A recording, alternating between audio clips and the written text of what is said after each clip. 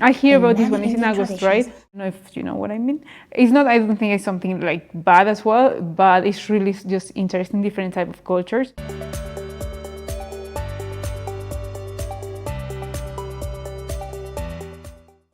Namaste, welcome to my channel, welcome to Thinkingnash, the channel where we talk and react things related to India. So thank you so much for passing by one more day. You know, mi casa es tu casa, guys, and you're welcome here anytime you want.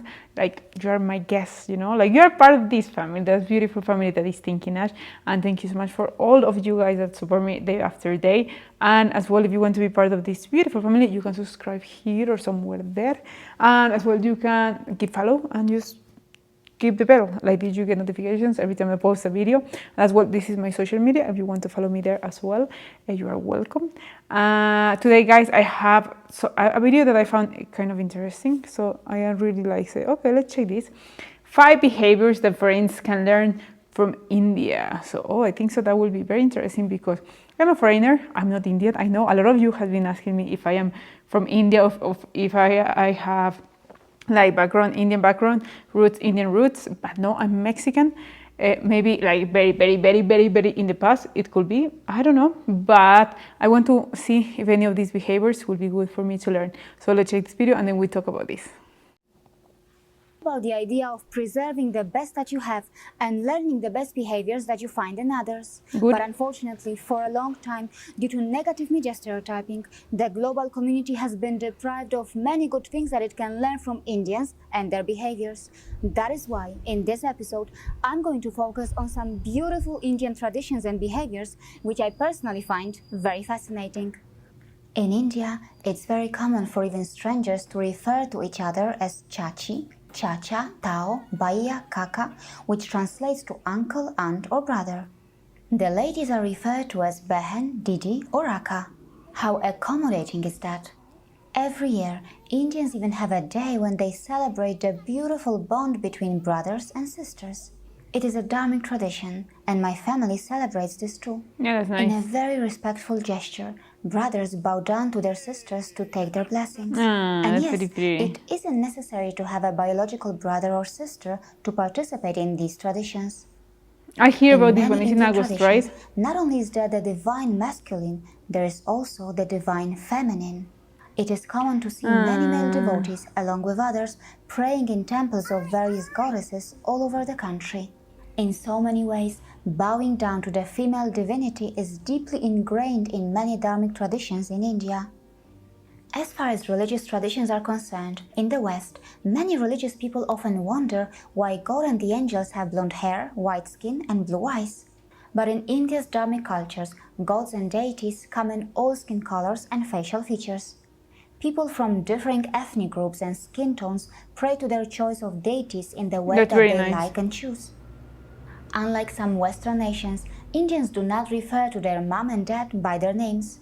Personally speaking, I find the Indian way a bit more respectful.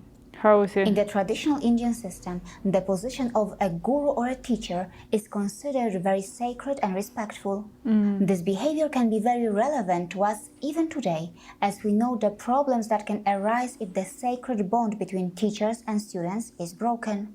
In relation to this, I have already made an episode that I would like our viewers to watch.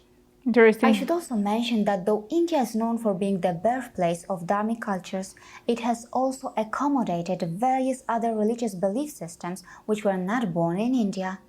But all is not well with India and its beautiful traditions.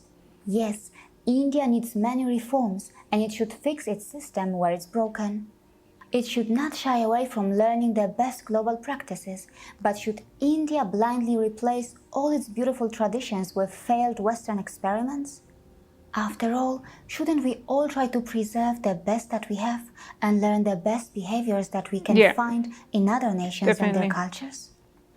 See you again. Very nice. Yeah, it's something like, and I will be saying some points that I have noticed here by myself. I have noticed how the figure of the mom is like really extremely respectful there. I'm not saying that here is not or in other countries is not, but I think so India bring it to the extra level, you know, because even in religion they say that always God is first and then your parents second, and a lot of you guys have commented me in the comments there that for the way that I teach, I don't know if this apply for everyone, but like it's a lot many comments that have saying this, that the way I apply is that in the mom in Indian culture is like the number one, even above God. I'm not trying to, I'm just saying like what comments have been saying to me, and I have noticed how the figure of the mom is extremely like respect, because even for some people they were saying like, I'm studying medicine school although I didn't want to study this, just because my mom told me, you know. So for me that's really something like is interesting to see, because in here, for example, like you take the opinion of your mom and you see what your mom is saying, you know, like, and you consider that opinion, but at the end of the day, it's not what your mom say, it's not the law in 100%. I don't know if you know what I mean. It's not, I don't think it's something like bad as well, but it's really just interesting, different type of cultures. And that at the end of the day, that's why I'm doing this, you know, to learn more the different type of cultures that you can find. But it's really interesting the way as well that everybody's called it uncle. And it's very funny because in Spain as well, everybody's called it tío, that is the same word for uncle. But doesn't matter if it's your uncle, not your uncle, your best friend, not your best friend, tío, joder, tío. Y así que hablan con la S en España, y a todos le dicen tío. You know the difference? I don't know if you, like, that was a little bit of Spanish from Spain. It's a little bit different from Mexican Spanish. But, well, coming back to this topic, like, I have noticed, like, a lot of these kind of behaviors that India has, and I think so, like, she missed some other behaviors, like the way that you are grow to, and you learn that you cannot mistreat any animal or anything that is in this planet, you know, like every little, for even an ant has a mission in this life, kind of a thing, you know, like, I don't know if I'm explaining it with the correct words, but that's just an example. That you are like very respectful with other creators, so that's as well something really nice that I think so the world should learn from India. And you have like really amazing things in your culture that I'm really looking forward to see, really looking forward to learn more once that I'm able to visit, you know, and see it with my own eyes and even notice more things, because I am a very good observer, I have to say.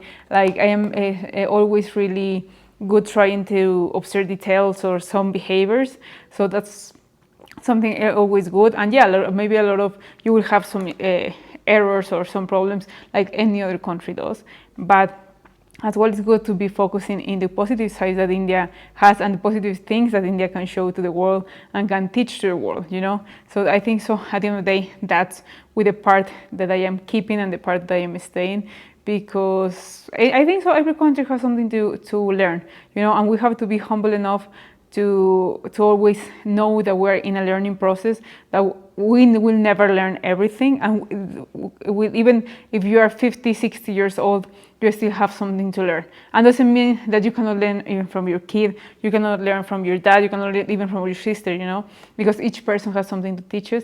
And in this case, I think so India has a lot to teach. So hopefully you enjoyed this video, guys, as much as I enjoy watching it. Just let me know, what do you think? What do you think there's other things that India should be teaching to the world, or be showing to the world, that is the world try to imitate it and learn and get better from India. Thank you so much, guys. See you tomorrow with another video. Have an amazing day. Bye.